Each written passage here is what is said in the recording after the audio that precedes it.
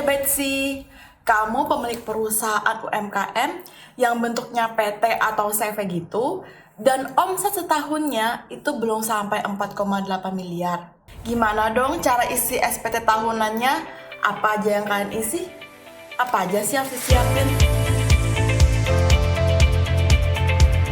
Hai guys, welcome back to my channel bersama aku Lucy Sutanto di channel Pajak Milenial. Di channel Pajak Milenial ini aku berbagi ilmu pajak dengan bahasa yang awam banget dan gampang banget buat kalian-kalian mengerti para generasi milenial. Dan sebelumnya aku mau say thank you banget buat kalian-kalian yang udah nonton video ini. Dan jangan lupa buat di subscribe, like, and share-nya juga ya. Kalian juga bisa tinggalin komen kalau emang kalian ngerasa ada hal-hal yang belum kalian mengerti atau pengen kalian tanyain. Dan jangan lupa kalian aktifkan juga lonceng notifikasinya supaya kalian gak pernah ketinggalan video edukasi perpajakan dari aku. Dan juga guys, karena video ini itu penting banget dan harus super fokus banget dengerinnya, please banget nontonnya jangan di skip ya guys. Karena video ini tuh penting banget buat kalian-kalian para pemilik bisnis UMKM yang bentuknya itu perusahaan seperti PT atau CV yang mau ngelaporin SPT tahunan tahun 2022 yang paling lambat dilaporkan itu tanggal 30 April 2023. Karena video ini isinya itu tentang SPT tahunan perusahaan yang pasti itu lebih kompleks ya daripada isi SPT perorangan. So, kalian harus super fokus dan nontonnya juga harus dari awal sampai akhir. Sebelum aku mulai nih ya guys, aku mau ingetin lagi ke kalian, aku mau reminder lagi ke kalian semua kalau batas waktu atau deadline buat pelaporan SPT tahunan tahun 2022 untuk badan usaha atau perusahaan itu tanggal 30 April 2023. Kalau kalian gak lapor sama sekali atau kalian terlambat lapor, dendanya itu 1 juta rupiah per SPT tahunan guys. Wow, banget kan dendanya, ya ampun. Jadi jangan lupa kalian lapor SPT tahunannya tepat waktu ya. Satu hal lagi nih ya Pajak Betsy, penting banget zaman now itu kalian udah punya yang namanya tuh akun DJP online, supaya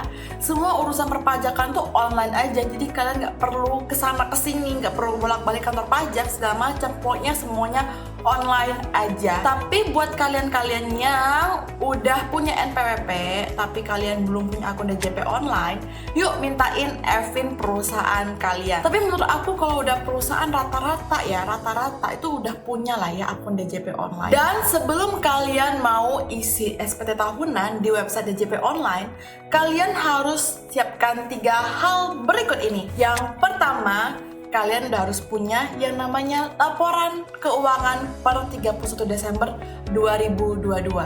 Minimal kalian punya yang namanya laporan laba rugi dan laporan posisi keuangan atau neraca. Karena laporan-laporan keuangan ini nanti angka-angkanya itu akan dipindahkan ke lampiran 8 di formulir SPT tahunan. Buat kalian-kalian yang masih awam banget soal akuntansi atau keuangan gitu guys, kalian bisa pakai software atau aplikasi akuntansi yang menurut aku zaman sekarang tuh kayaknya udah keren-keren banget, udah simple banget guys. Jadi kalian bisa pakai software atau aplikasi itu. Dan kalian juga bisa pilih yang mana yang cocok sama kalian dari segi feature maupun dari segi kantong kalian juga ya guys. Karena ada beberapa nih, kalau misalnya kalian mau nambah feature di softwarenya atau di programnya, kalian harus bayar lagi kan, kalian harus nambah duit kalian lagi ke situ gitu ya. So, itu bebas sih ya program akuntansinya yang menurut kalian cocok aja. Ada juga yang online, kalau mau pakai program itu kayak harus online gitu, komputernya harus connected ke internet.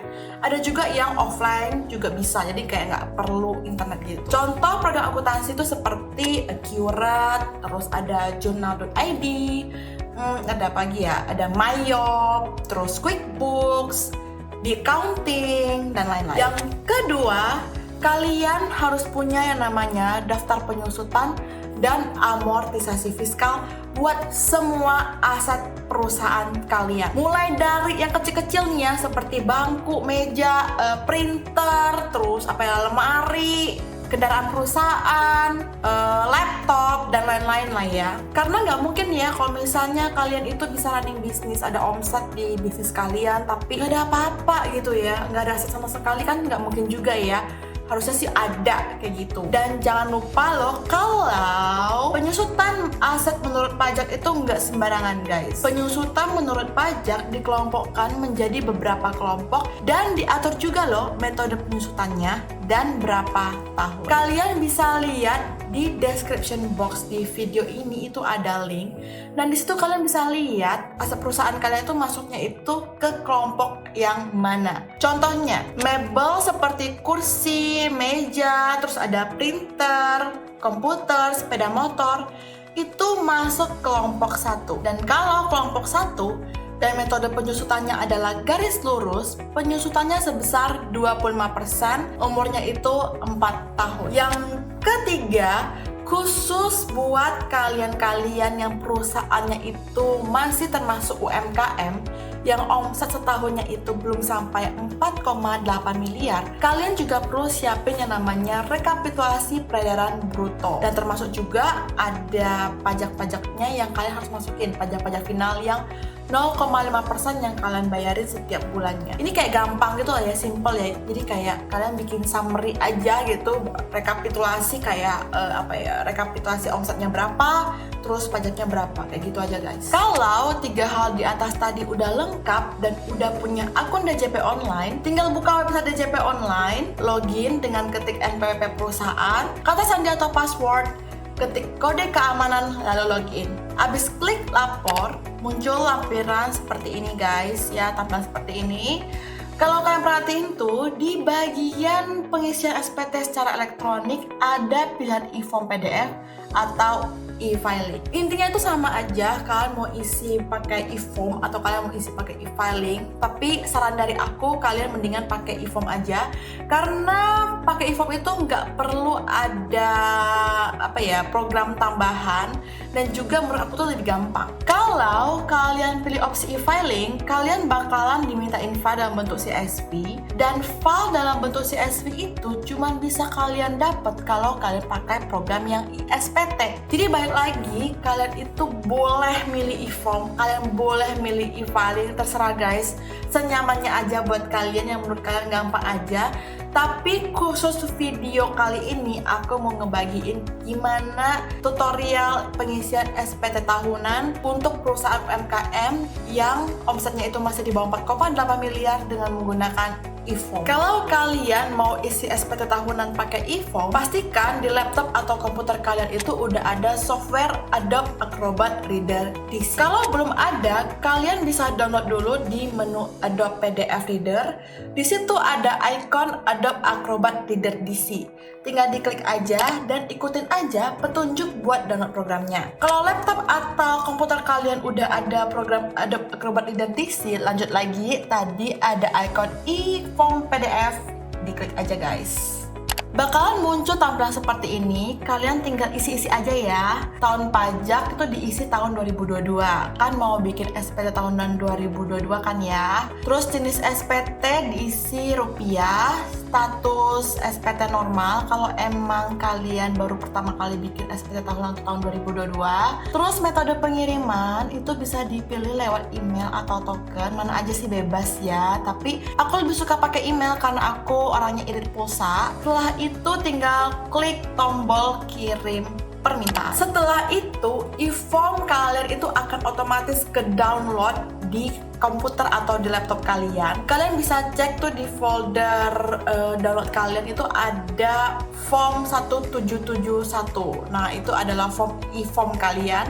Kalian bisa langsung buka aja guys. Seperti biasa, aku selalu reminder ke kalian kalau isi SPT itu dari belakang ke depan guys. Jadi kita mulai dulu dari yang paling belakang ya. Kalau kalian klik tuh ya lembarannya, kayaknya tuh kayak banyak banget gak sih? Tapi nggak usah khawatir guys, kalau usahanya itu masih UMKM, itu nggak usah diisi semuanya. Tenang aja guys. Kita mulai dari lembaran lampiran khusus khusus 1A atau LAMKHUS 1A. Di lampiran khusus 1A ini guys, kalian masukin daftar aset yang ada di perusahaan kalian, dan jangan lupa kalian isiin juga aset-aset itu masuk golongan berapa sesuai dengan daftar penyusutan dan amortisasi fiskal yang udah kalian susun atau kalian bikin sebelumnya. Diisiin juga berapa harga asetnya, metode penyusutannya, dan berapa nilai penyusutannya. Lanjut ke lampiran berikutnya. Lampiran berikutnya ada lampiran 6. Ini diisikan kalau misalnya perusahaan UMKM-nya itu punya anak perusahaan atau punya utang piutang ke anak perusahaan atau ke pemegang saham. Tapi biasanya kalau UMKM gitu belum ada lah ya kayak gini-gini guys.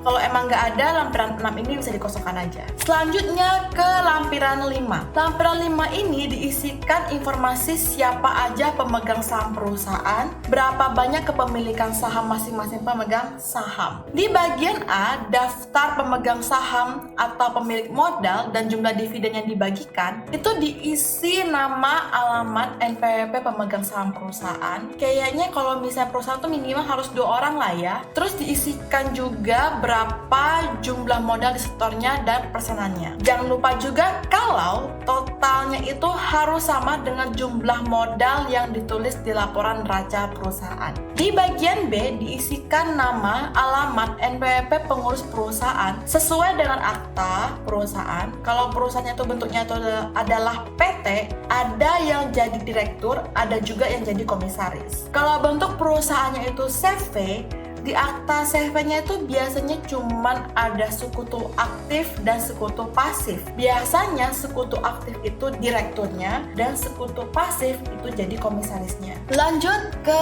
lampiran 4. Di bagian A diisi dengan penghasilan perusahaan yang kena pajak final. Kalau kalian bingung apaan coba sih penghasilan pajak final itu, ya ampun, kalian bisa lihat daftarnya di sana. Itu jenis-jenis penghasilannya apa-apa aja yang kena pajak final. Misalnya nih ya, perusahaan kalian dapat bunga bank karena ada deposito. Tinggal dimasukin aja berapa bunganya dan pajaknya itu yang besarnya 20%. Terus karena UMKM nih ya, di poin 14 nih, dimasukkan penghasilan usaha bruto tertentu. Masukin berapa omset kalian selama tahun 2022 yang kena pajak 0,5%.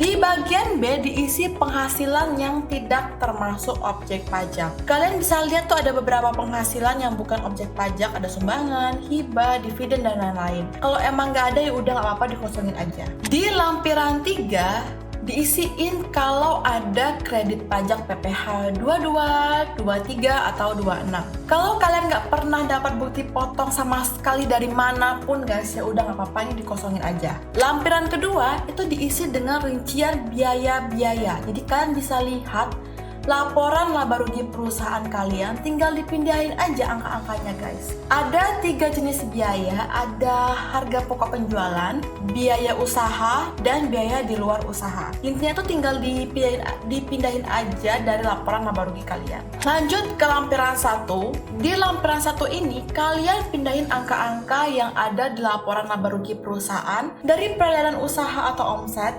biaya-biaya usaha, biaya lain di luar usaha, misalnya ada biaya bunga bank atau penghasilan lain-lain sampai dapat berapa laba atau keuntungan perusahaan. Karena perusahaannya itu masih UMKM guys, di nomor 4 penghasilan yang dikenakan PPh final dan yang tidak termasuk objek pajak diisi jumlah peredaran usaha atau omset kalian. Angkanya itu harus sama persis dengan yang ditulis di nomor 1A peredaran usaha. Di scroll ke bawah ada tampilan seperti ini guys. Supaya yang nomor 8 itu yang penghasilan neto fiskalnya itu hasilnya 0, di nomor 5 poin L itu ada penyesuaian fiskal positif lainnya. Masukkan total biaya-biaya yang ada di laba rugi. Intinya penghasilan neto fiskal yang di nomor 8 itu hasilnya harus 0 ya guys. Dari lampiran 1 kita lanjut ke lampiran induk. Di lampiran induk seharusnya tampilannya udah begini ya guys.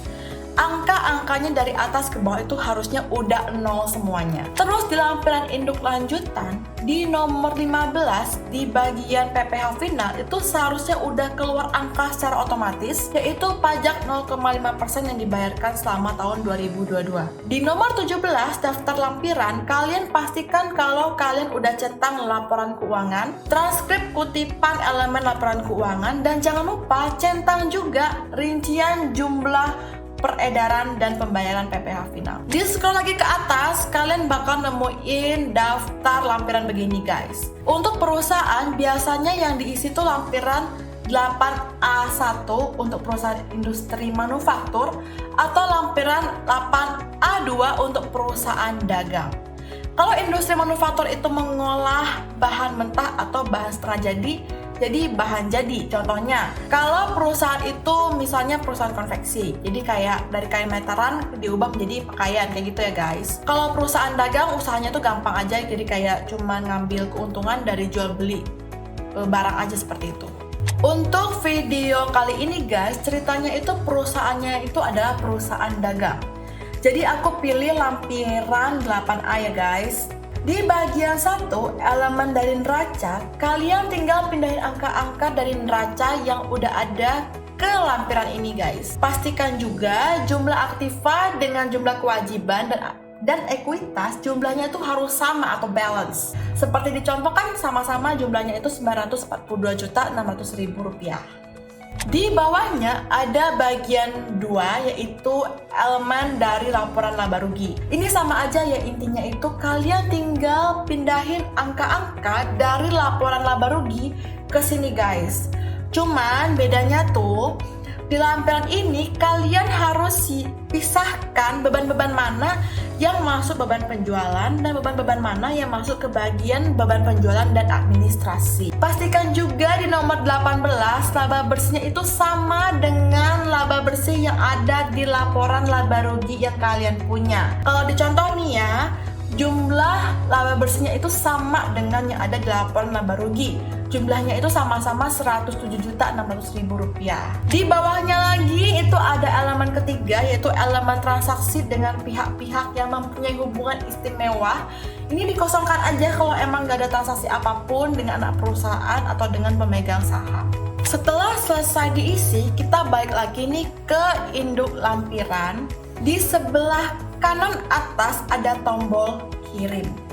Kalian klik, lalu muncul tampilan begini. Di sini kalian harus unggah atau upload laporan keuangan dan rekapitulasi peredaran bruto. Laporan keuangan dan rekapitulasi peredaran bruto yang kalian udah bikin sebelumnya, biasanya kan kalian bikinnya pakai Excel ya biasanya. Itu disimpan sebagai PDF. Terus diupload ke sini guys. Karena biasanya itu cuma dalam bentuk PDF aja nih guys. Kalau udahan, tinggal buka lagi email perusahaan, itu ada kode verifikasi, dan klik tombol submit. Oke guys, sekian share dari aku. Thank you so much for watching. Kalian bisa nemuin link di video ini, di description box video ini.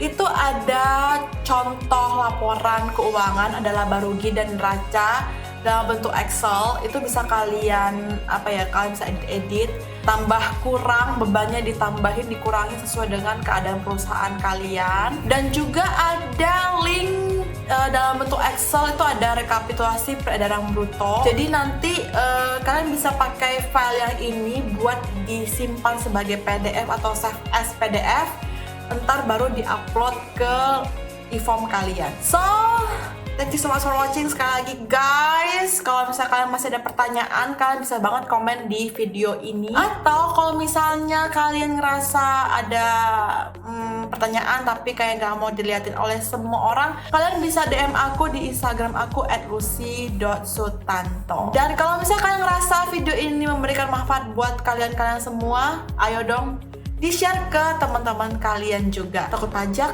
Gak lagi dong ya. Salam pajak milenial. Dah.